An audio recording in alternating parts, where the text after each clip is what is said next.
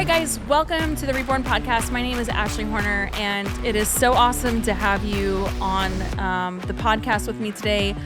Brittany is going to be doing a mailbag today with me. We've been getting so many questions that we want to cover from our listeners, and this episode is going to be dedicated to you answering your questions. And I actually don't know what they are. I looked at maybe like one or two, but yeah. So today, as you know, we always start every episode off taking a shot of whiskey. We are filming here at American Brew, a coffee whiskey bar in Virginia Beach, Virginia, and our whiskey of choice today, well, I should say it's my whiskey of choice today because I didn't give Brittany the option of being able to pick what whiskey she wanted.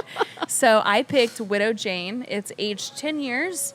It's from the legendary Rosendale Mines of New York. So it's pretty cool. So we're going to answer your questions today. And I think that we do a pretty good job. Like anytime I ever see questions on social media, and I know that you get emailed a lot of questions on our inbox, our team email about questions. So I think that we do a pretty good job. I feel like there's probably so many people who have questions who maybe send in questions that we're going to answer today that maybe don't want to ask them, publicly or on like the feed. And so, and we try to get back to, I feel like, as many as we can, especially when they're commented under posts. Mm-hmm. Sometimes it's hard. They get pushed down. Mm-hmm. What has been the craziest question?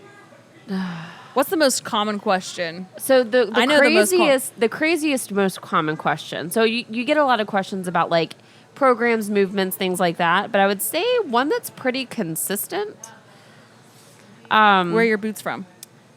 Oh, where'd you get the boots? Where's Ashley's boots from? I'm actually wearing them right now. But I feel like people ask a lot of personal questions, like boob job questions. Oh. I don't know. I feel like social media takes away because I feel like you don't go up to somebody you don't know and be like, hey, did you get your boobs done? Like, I feel like that's not. Yeah, that's kind of weird. Social etiquette. But I feel like that's the weirdest, most I was common not question. expecting you to say that right now. I was just like, oh. Yeah. Sometimes people don't have like boundaries or like no boundaries. I think social media and being on a keyboard takes away that normal thing that we should have, boundary setting. So let's go ahead and take this. So other than talking about the boobs, I know that people always want to know about my boots. Oh, yeah. They're Louis. Yeah. For all of you people who ask. I whenever I got, they were a gift from my husband, but I didn't get them thinking that people would be like, oh, those are cool boots. Like, they're just super functional for me. I swear, every time you take a picture or a post with them on, and I you don't get want at least 10 to 15 each time people can see them in a frame. And I don't want to be that person that's like, at Louis Vuitton boots. Yeah.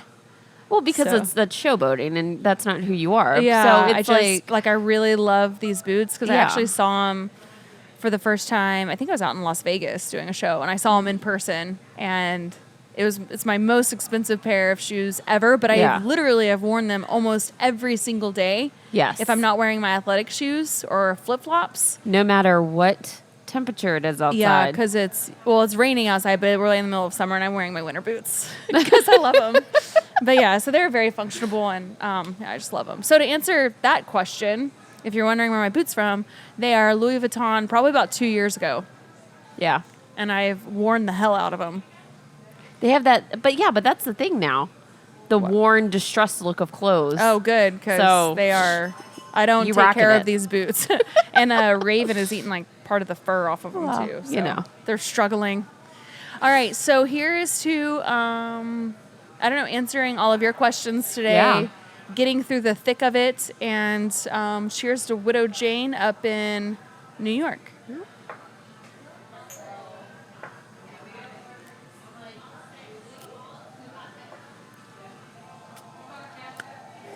Yeah, that one's a strong one. That is a strong one. It's good. It tastes kind of, let's see if I can say, it tastes kind of a caramel taste at the end. Am I right? Caramel. Is my palate expanding, ma'am? I actually don't know if it says. I don't know. It tastes a little caramelly at the end. So I love whiskeys because of their stories. I'm super fascinated about their stories. In fact, at American Brew, we do whiskey school here. So much fun. It is a lot of fun. And I actually used to teach them. And now we have one of my baristas who is, she doesn't like to be called a whiskey connoisseur, but she knows whiskey really, really well. And she does a great job at the storytelling. But we have whiskey school here. It's pretty popular, and we get to go in and talk about like the whiskeys that we have, and everybody gets to do a taste test. But and pairing with food, that's my favorite part. Yeah, to pair it with the food, and it's good. So it's really interesting to learn. Whiskeys have so much history to them. I think so too. Do you know if you've had a favorite? Because we've been trying a lot of whiskeys. Yeah. Is there one that stands out? I really just love the Bullet. You like the Bullet? I just go back. Mm-hmm. I don't know. I feel like that one's just well-rounded for the most part. My favorite whiskeys are... My first favorite whiskey was Basil Hayden. I'm not a rye whiskey person. I don't really like rye. Yeah. I don't like hoppy beers either. Yeah. I've loved Basil Hayden. The only rye whiskey that I like is Whistle Pig. But Whistle Pig That's an interesting name. Yes, but Whistle Pig has a really good story to it. So I think it's more like about the story. You connect with it more. I connect with it more. And then there's a handful of other ones. I like Bullet though too. Bullet's a really good one. But well, let's get into the questions from enough about whiskey. Let's get into the questions. Get into the meat of the episode.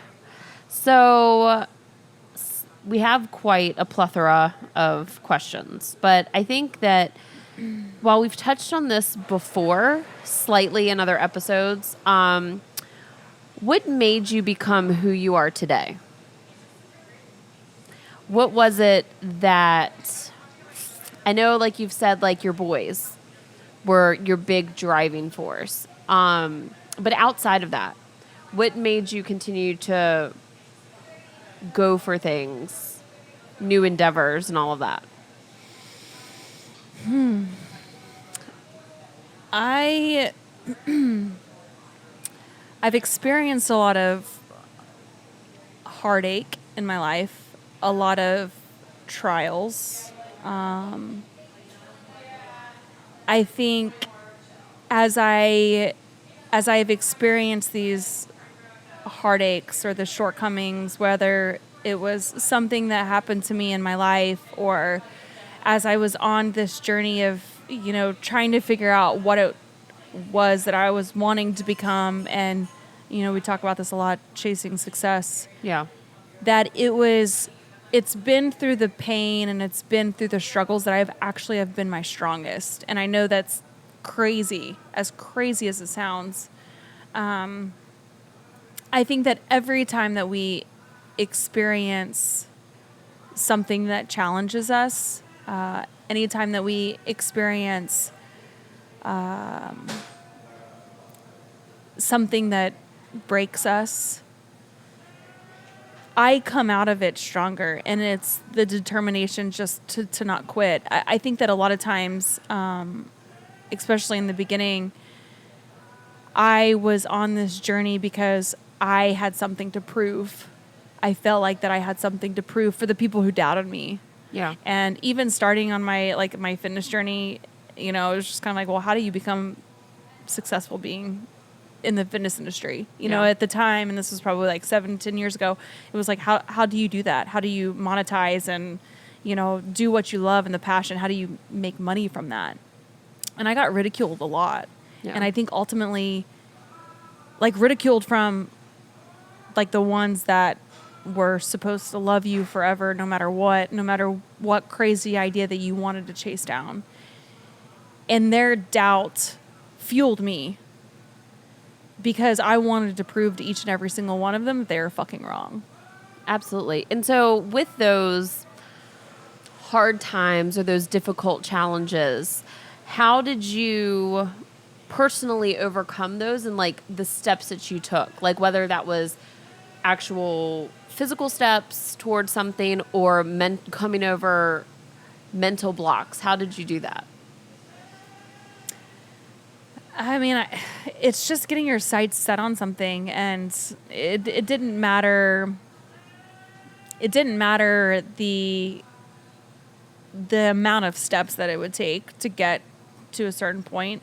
It's almost like if I see something, I just want it. And once I have my sights set on something, it takes a whole lot to persuade me to change my direction, to slow my pace down, because I just charge after it full force. And I don't believe that there is anything that, if you were to tell me right now that you wanted to achieve X, I would tell you, okay, you can do that. And it could be something that everybody around you might think that you're absolutely crazy to think that you could achieve that. You can achieve that. You have to just give yourself the adequate amount of time to achieve whatever it is that you're trying to pursue. There's a way to reach your goals. You just have to figure out all of the steps in between. And that's whenever it can get messy. It can get a little bit scary. You might have to change your route like 5 times. But if you have your eyes set on the direction that you're wanting to go and the end goal that you're trying to get there, you will reach that. You just have to be prepared for setbacks. You have to be prepared for things coming up in your way that you're going to have to change your path. But ultimately, at the end of the day, if that's where you want to be and you're committed to that and you're not just interested, but you're fucking committed, you'll reach that. So how do you balance that with being a mom and not feeling like you're failing as a parent? Because I feel like when you take on, not you, but like in general, when people take on new projects and they're parents, sometimes they feel guilty that they're not being the best parent they can be. How do you feel, or how do you balance that so that you also don't feel guilty as a mom? Mm-hmm. That's a good one. I actually, today I was training lower body, like my legs today. And I honestly had a breakdown. It's Friday. I'm fucking sore from the week of training. My husband is away to places where I can't just call him up and be like, hey, what do you think about this? Should I go left or should I go right? I have to make all those decisions as a mom and as a wife and running the businesses as to what I think is going to be best. Not only for me, but I have to think about my family. I have to think about my boys. And yeah, it was actually like the first time that I literally got it. And I'm the only one in my training facility. Like, it's a closed facility. It's just for me. And this is probably why. But I got up, I had my shaker bottle, and I just literally launched it like right at the box that was close to me. And there are times that it's just, life can be overwhelming. And it's important that, like, don't think that, like, I don't have my shit together. I, like, hardly ever get my shit together. I feel like I wing it, just like I wing my eyeliner every single day. It's not easy. Like, life is fucking hard. And you just have to know that, like, it's not going to be easy. You have to make decisions. And, and right now we're getting ready to start. The kids are going back to school, all virtual learning. Otto's getting ready to start kindergarten, and he's going to be doing virtual learning with kindergarten online, which isn't anything what I expected. I didn't think that my 5-year-old would be starting kindergarten at home on a computer. Like, kindergarten, you always remember kindergarten. Yeah. I remember kindergarten. Like, it's one of the most memorable years for a child and the most memorable years for, like, a parent. Like, watching your little, person go off to kindergarten for the first time. And it can be a lot. And I think that if and it just kind of goes back to, like, don't let the world think that there is an instruction manual for how to do life and how to do life as a parent, and even being a single mom, or, now you got to go back to work and the kids are learning remotely. And I'm preparing for this 40-hour run. Yeah. Coming up in November. But I don't know how I'm supposed to be able to train for this 40-hour run when now all my kids are at school. At home. And being the teacher. Yeah. So I'm like, all right, step 1, the couches are going to go, and I'm going to move the treadmill in, and they're going to be getting desks and I'm going to put chalkboards up, and I'm going to be running and telling them to sit down, shut your mouth, do the ABCs. So it's like, I think it's like, you may not know. I know, like, you know, if we could fast forward right now and look at like a month ahead or like 2 months ahead, everything's going to be fine. You're going to figure out a way to make it all happen. It just might be a little bit heavy now, and it might be a little bit confusing right now because you're not necessarily going to know which way to go. Absolutely. But it's going to figure itself out.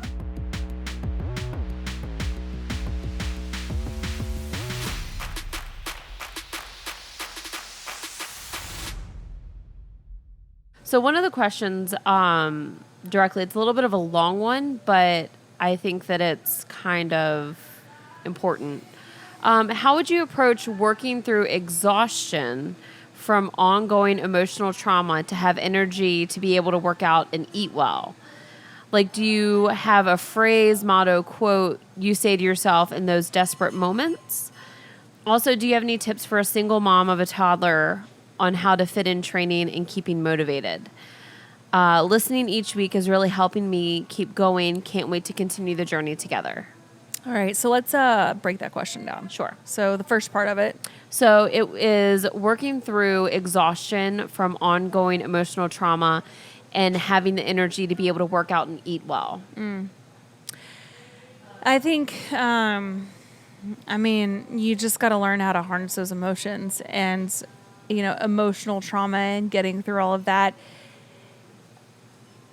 It can be tough, but if you are able to use your training as your therapy time and know that even if you can give yourself 30 minutes, maybe 45 minutes, and it doesn't even have to be every single day, but if you can dedicate that time to yourself, and if you can learn to harness those emotions and to channel that energy, that emotional energy into your training, it's going to give back to you. Absolutely. So they also want to know, do you have like a phrase, motto, or quote that you say to yourself in the moments that you need that strength? I do. I think I just tell myself to freaking toughen up, buttercup. It's easy to feel sorry for yourself. I think that the world kind of makes it okay for you to feel sorry for yourself. And there's nothing wrong with feeling sorry for yourself. I remember when my mom lost my father, when my mom lost her husband, my father, that I would walk into her room, and this was like a month or two after my father passed away, and I would see her sitting at the edge of her bed, and she would be crying. And I remember, and I never saw my mom cry.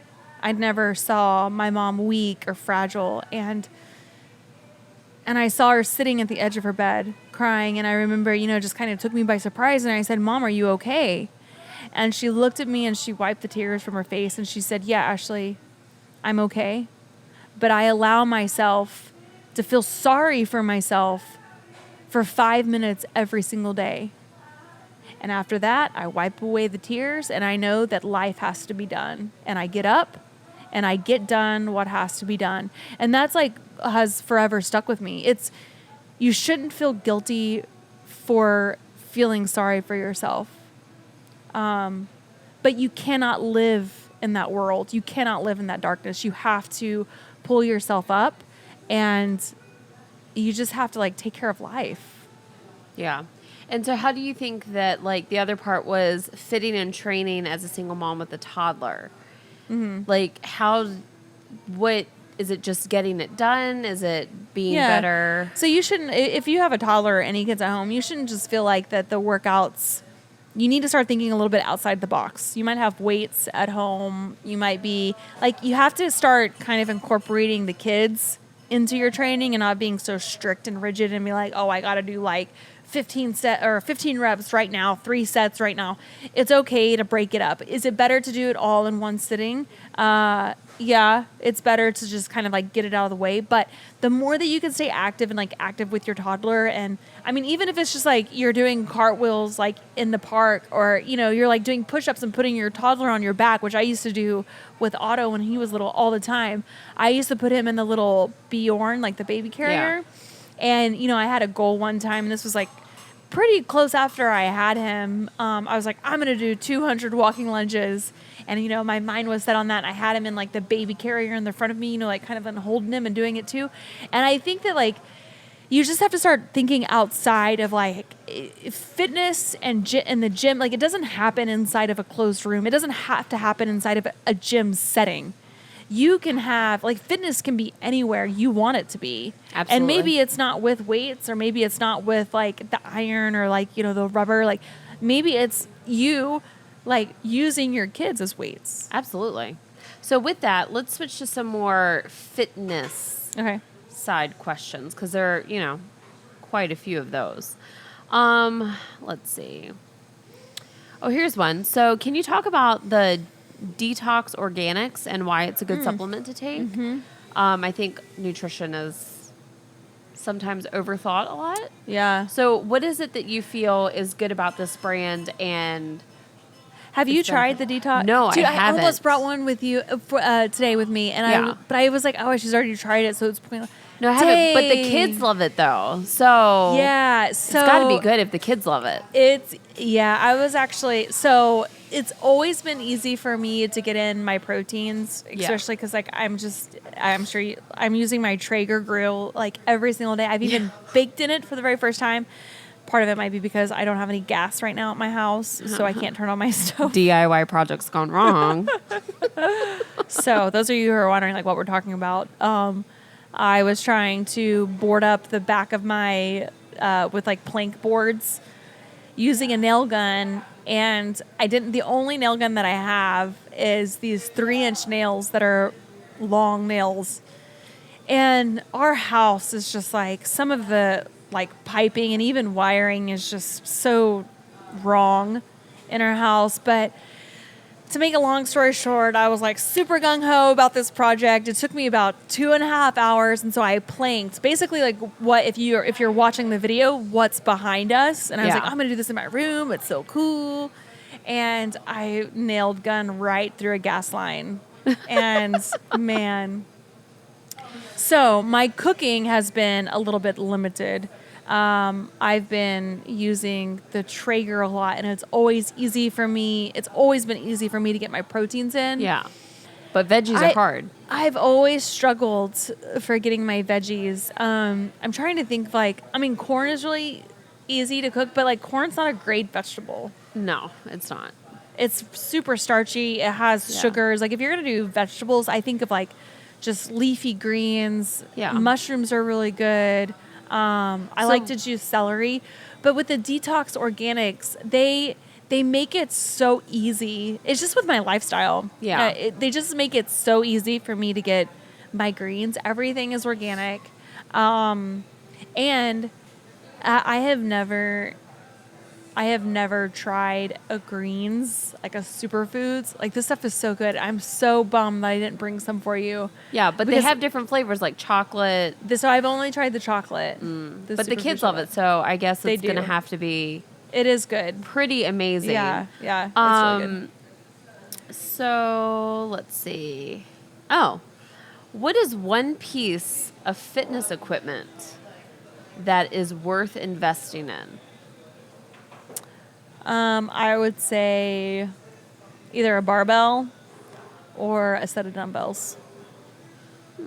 What would you say? I don't know. I feel like if we're going to go, so I feel like small, I feel like dumbbells is really good. But I think if you're going to think on multifunctional, I would say something like a squat rack or a rig, depending on your setup. Yeah, but that's like 3 pieces of equipment. Because then you're going to need the barbell, the squat rack. Packages. I thought, okay. So if you could pick one, like, definitely the squat rack. Yeah. The squat rack with a pull-up bar. Now we've gotten into like 5 pieces of equipment. But if you could get, there's so many companies now who are making pieces of equipment that can go into your garage. Absolutely. That it's not even like a full. It's not even like a full setup. To the wall. Yeah, they can attach to the wall. They fold in. Yeah, and then you can just get like a set of like the 45s. I don't even think that you need the 35s, but you could do 45s, 25s, and like 10s. And then if you have a barbell, I mean, there's so much that you could do. And then if you get like the squat rack that has like a pull-up bar, yeah, and then you can do like leg lift, like there's so much, very versatile. So with that, do you have any advice for someone who has been into fitness for 15 years but can't seem to break past a point? Like they can reach a certain point, but they can't get past that. Like extra pudge on the belly and legs. Can't seem to lean out. They have been doing the Horner training recently, but they count macros. But they want to know: do you add cardio? How much? Mm-hmm. No alcohol. Eat cleaner. Like, what is a way to break past that? Yeah, there's so many different ways that you can break through a plateau, and this is a really common problem. Like, especially if you're on a weight loss journey, or if you're trying to add muscle and strength. There's so many different things that you could do. Basically, and just to dumbify it down, you just have to keep the body guessing. So you have to change it up, whether it's the style of training that you're doing, going from like even like a bodybuilder bro sesh type of working out to like functional training, changing your cardio if you're doing a steady state 20-30 minutes of cardio to go to like the HIIT training, which is what I really like. If you're doing Horner training, and if you're not familiar with Horner training is an online membership subscription based training platform that you can join in and do, and it's less than $10 a month, and it's the training that I'm actually doing every single day. So if you wanted to sign up with the Horner training, you can do that. You just have to go to my website and sign up. The only thing that's not on Horner training that I'm doing right now, because I am kind of hyper focused on this run that I'm doing in a couple months for 40 hours, is I'm adding running in, and that is like my cardio and my conditioning. And so it has the weight training and like the weightlifting there, but it doesn't have any conditioning in it. So definitely check that out and just work on, like, you got to like just be smarter. Like your body is going to get used to like whatever training that you're doing. You just have to keep changing it up. Yeah. Shock your body. Think? I mean, I think so. I think that when your body adapts to what you're doing, mm-hmm. and it becomes easier, and your body, as it's made, becomes more efficient at what it's doing. Mm-hmm. But definitely cut out alcohol. Oh, as we're taking shots today. Yeah, I mean. But no, I think your body processes alcohol differently than it does anything else. Mm-hmm. And so while you can be staying within your macros or calorie count, it can definitely, it just processes it differently, metabolizes it differently. So I think, if you're going to drink, remove one of your carb sources for that day. Yeah, and I think that's a big question probably that we get is like, well, it is summertime, but the holidays are coming up, and, a lot more like alcoholic drinks are introduced. Because gatherings, that's what BYOB. Yes, BYOB. So I think that, especially since we're drinking whiskey, and I actually have a beer like almost every day. Well, no, not every day. Probably like 3 times a week. Yeah. I drink like a beer or two. But it's about balance. It is about balance. And this is the thing is like, whenever people go on these journeys of like changing their life, it's like you have to think that like make changes that that you can keep every single day. Absolutely. You can't say that you're going to cut out alcohol forever. Oh, absolutely. Because it's not sustainable. It's not. There's always going to be holidays. There's going to be events. Like you have to know how to make it a balance. And I think the biggest thing is here too is to not feel guilty. Absolutely. Because people beat themselves up for enjoying it. And then it's this bad cycle. Yeah. And like what I tell like my nutrition clients when we're adjusting from not eating so great to coming to a healthier relationship with food is don't completely cut out the cookies. Right. Don't, because the thing is, It's there's like- it's just not fair. well, there's a psychological aspect to it that when you cut it all out, Then you want it. it deprives you. Uh-huh. And so it's slowly cutting back over time. And I think that's also coming to terms with the fact that things don't happen instantaneously. Yeah. It's a journey and it's a process. So you had a issue with like binge eating before that, Oh, right? and I still do. I still struggle with it. I mean, yeah. Do you think it's because that you like restrict yourself sometimes, or you're like, no, I'm not going to eat that, and then all of a sudden like you cave? So both. So a lot of my binge eating personally now comes from stress. When I'm really stressed out, it's food brings me comfort. Going through the things that I have in my life, food always brought me comfort. And then living with a grandmother, that if you're breathing, you're hungry. Yeah. Food brought comfort. And so it's overcoming that. When I get stressed, I have to make sure that I have planned ahead what I'm eating. Because if not, I will stand in front of the pantry and I will eat and I'll look down and I've eaten half a bag of whatever I'm holding. Right. I think So it's important hard. to know your trigger foods. If you know the food, for me, for the longest time, it was trail mix. Yeah. That was my trigger food, like the kind with like M&Ms in it. That was a trigger food for me, and so I just had to stay away from it because Yeah. I knew like once I could be like, okay, I'm only gonna have like a serving of the trail mix or like a handful of the trail mix. If I had the whole bag, no matter how I was like, this is all I'm gonna have. Yeah. And so for the longest time, it wasn't in my house Absolutely. because it was a trigger food. Absolutely.